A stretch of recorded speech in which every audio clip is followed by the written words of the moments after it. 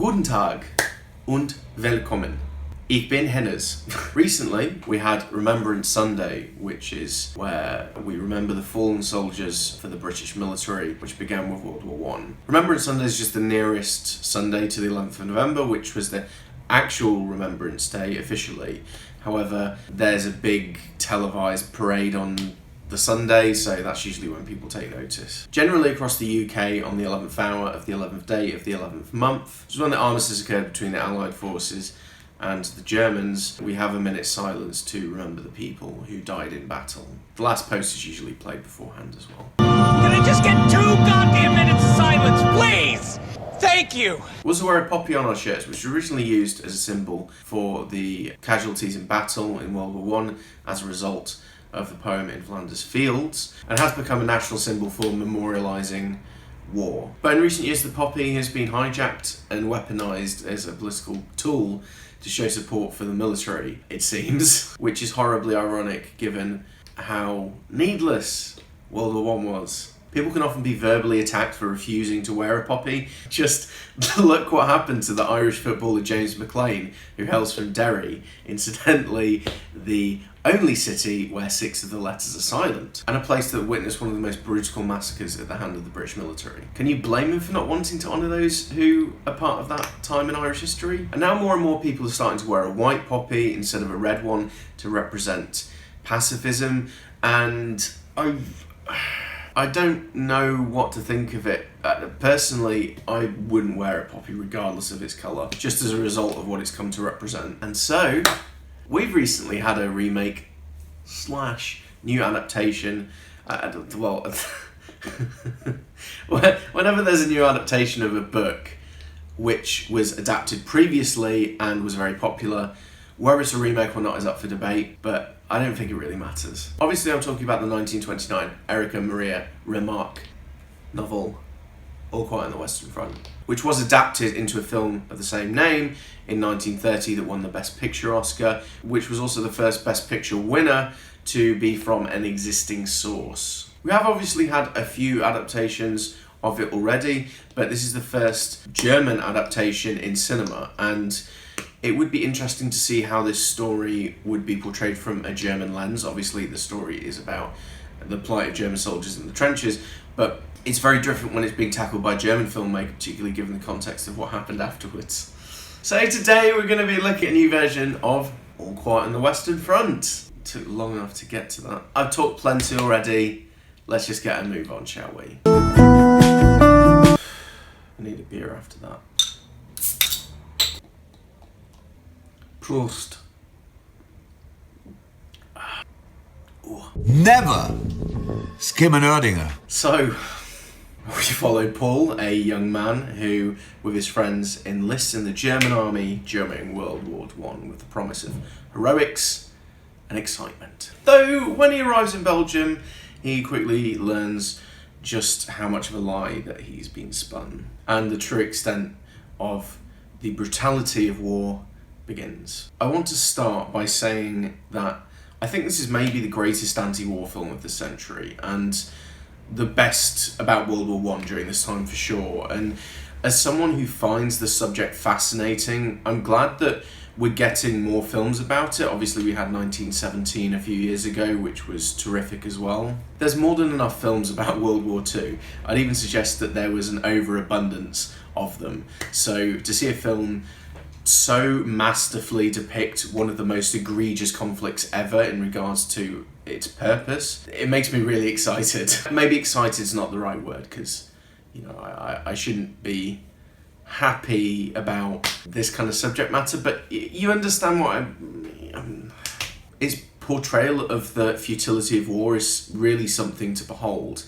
And there are some moments of respite here and there, but it's largely unmitigated chaos and despair. It's just remarkable to think that there were people 10 years younger than me thrust into a conflict like this, brimming with suffering, and all for absolutely nothing. The way it shows from the beginning, the propaganda of how the war is framed as being noble and heroic, and then you see Paul being given his uniform when he signs up towards the beginning, which has been recycled from the corpse of another soldier. It's chilling. The characterization really impressed me, showing just how normal the enemy are. They're not this huge, monstrous force. They're no different from you or I. They're just fed a different message. And seeing the gradual degradation of their humanity and mental health was absolutely devastating. Losing so much of your friends like that must be really tough to take, especially when it can happen so swiftly. And likewise, having to take someone else's life, as we see in one scene where Paul stabs to death, I believe, a Canadian soldier, and then shortly afterwards he realizes, oh shit, what have I done, when he sees like his belongings and he has like a picture of his family and what have you, and he realizes this is a person, this is a human being that I've just killed. He desperately like tries to undo what he's done, but it's too late. There is one moment that was so shocking, my mouth was agape, where a soldier learned that he will lose his leg and become disabled.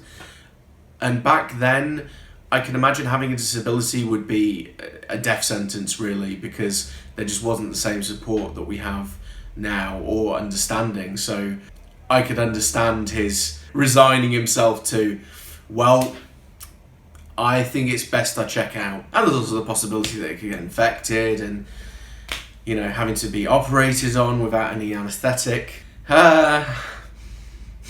The performances all around are great, and the set design is really incredible, as are the effects. You really feel like you're in the trenches with them, and it's completely miserable. The cinematography too is stunning. This is really one of those films where you can just take a frame from it and hang it up in an art gallery. I know I have said that about another film on this channel before, I can't remember which one, but it is very true. The direction also is very accomplished, particularly in the closing moments where the general is desperate to cram a German victory 15 minutes before the armistice ends.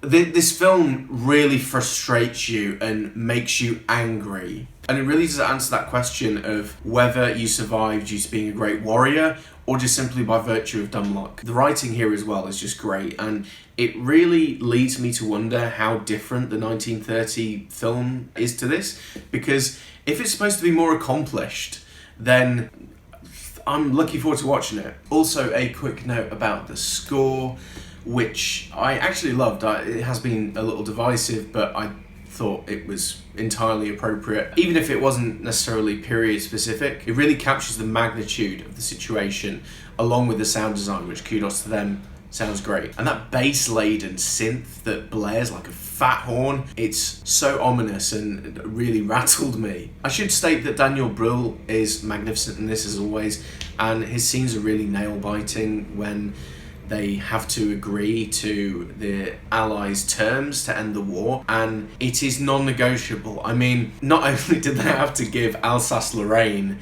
to the French, but they were still paying reparations up until, I think, 10 years ago. It was certainly in the previous decade. That's insane. But until they agree to these terms, the war will just continue and people will die needlessly. And when they do eventually agree, they're told that it won't end until 11 a.m. that morning. And of course there's opportunistic dickhead generals who are just like, yeah, well, let's just cram in one last win for Germany. The colossal might of it has drawn comparisons to Saving Private Ryan, 1917 obviously, and most notably Come and See, which feels very much in vogue considering just how strikingly similar Paul looks to Flora, showing how a young boy becomes a man in one of the most traumatic ways imaginable. To have your innocence stripped away like that, I'm glad I wasn't born in the 1890s. I'm gonna give this a 9 out of 10. Personally, I believe this is the best film that I've seen to represent World War I, though I'm sure if I saw the 1930 film, my mind may be changed. However, when you put things into perspective, if the Germans had won, not really much would have changed. I doubt a whole lot would have come from it. There were very little stakes. Kaiser Wilhelm II would have a bit more land, he'd be a bit less jealous. If it was indeed declared a German victory, the Nazi Party wouldn't have risen to power. There would be no World War II, at least in Europe, as Japan probably would have still likely occupied much of East Asia. There certainly would be no Israel, and also 6 million Jews, along with millions of other groups, such as the Romanis, gays, disabled people, dissidents, would have all remained alive. Showing just how much a complete waste of life and time this was, particularly towards the end, is really crucial, and I thought this was magnificent. So those are my thoughts on the 2022 version of All Quiet on the Western Front. If you've seen it, let me know what you thought in the comments. I may be a bit biased because I am a World War I nut. I did give Hefwin 7 out of 10, which you can argue is maybe a bit too high, but you know what, I've got a soft spot for that particular part of military history. So don't forget to like, share and subscribe. You can also follow me on Letterboxd for more of my musings on film. And that's it for today. Hopefully there's not going to be another World War in the near future. If conscription becomes a thing, they can fucking shoot me. I don't care. I'm not going to war. Auf Wiedersehen. That business in Poland really concerned me. Imagine me being conscripted. Fucking hell. If conscription's a thing, then, you know, well, I suppose with my autism diagnosis, I can probably claim that I'm not eligible. But I wouldn't go to war just out of principle. As Boy George once sang, war is stupid, people are stupid. What inane fucking lyrics, right?